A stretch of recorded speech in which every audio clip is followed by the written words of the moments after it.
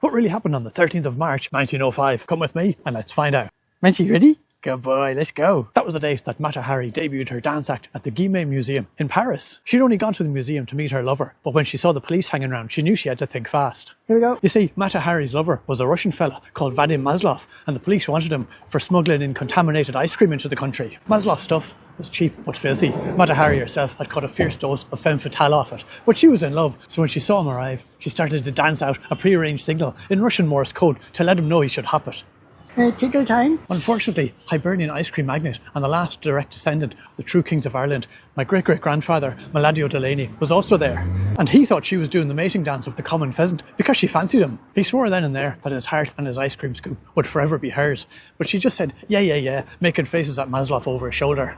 And Delaney knew he had an ice-cold rival. He tried to woo her with his best ice cream, but she'd gotten used to the Russian stuff.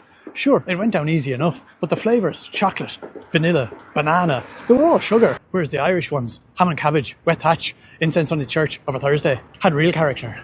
But he thought she was starting to get the hang of them. What he really needed was some great romantic gesture to tip the scales in his favour. If only there was some way to prove his love for her and get rid of Maslov, he'd be sorted. And there was. He was the last direct descendant of the kings of Ireland.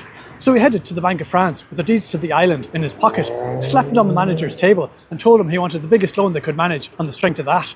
Once he had all the money, he went to Maslov, bought all his ice cream and then told the fella not to let the door hit him on the backside on his way out, and Maslov went.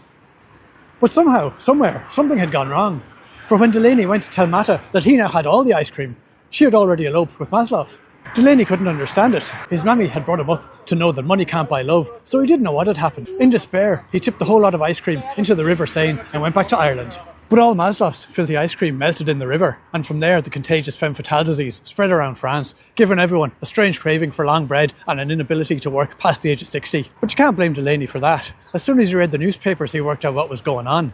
And rather than let the same thing happen to Ireland, he took the honourable route and blew his brains out right over his ice cream freezer.